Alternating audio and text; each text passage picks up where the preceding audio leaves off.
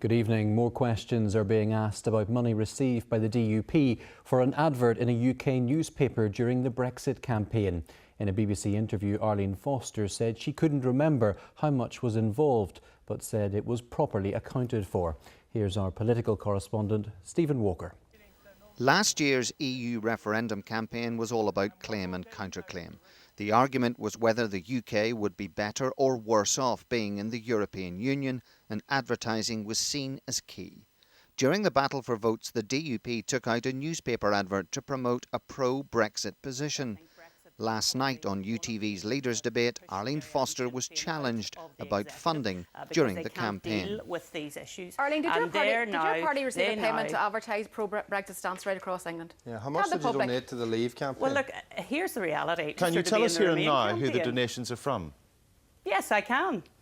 They're from an organisation in England that wants to see the union kept and to make sure that we can have a united kingdom. Later on the BBC programme The View, the DUP leader was challenged again. We have stuck with it. Well, I don't have the figure here, so I don't know how much it was.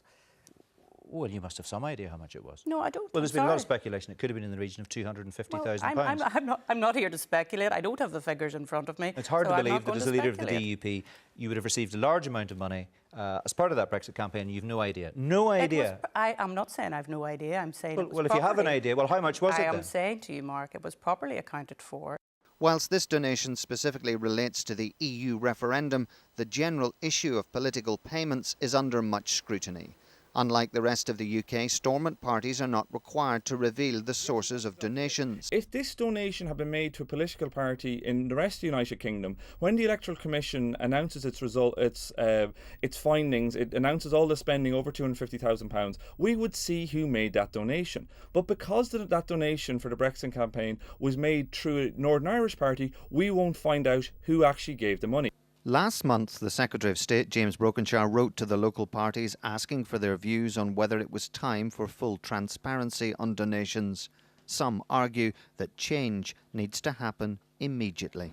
We would like to see transparency, full transparency, like the rest of the UK, like most of the rest of the world, as soon as possible. If possible, if it can be done by the 2nd of March so that people are making informed decisions. Others suggest that the parties should independently publish their donation details. The Democratic Unionist Party have it completely within their gift to come out and say this money came from this organisation and this is how much it was for. It's hard to believe that a significant donation of this size, over £250,000, much more than any political donation a Northern Irish party would ordinarily get, that you can't remember who this was and we can't be told who it came from.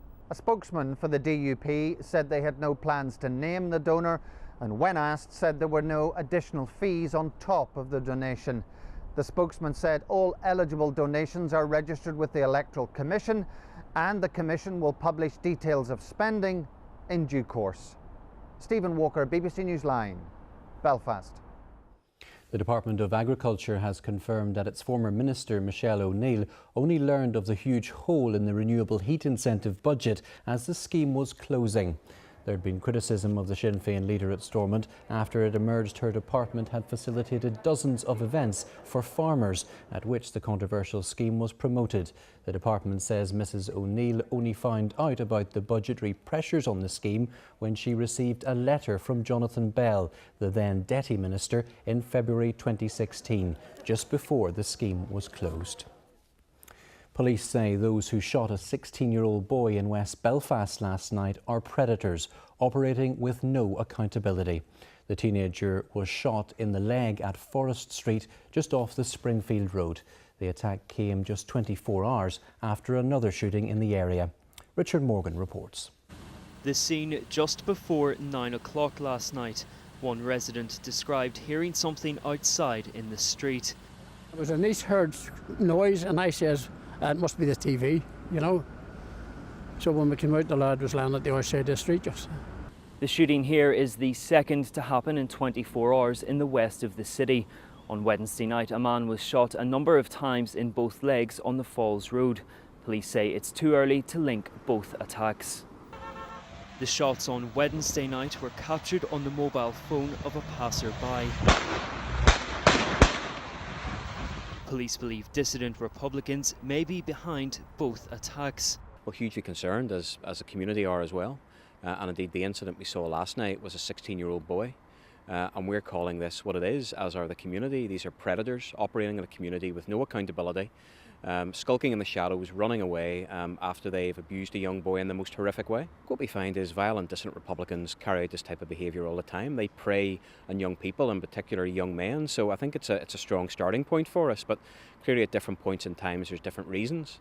The Secretary of State issued a statement describing the attack as brutal and shocking.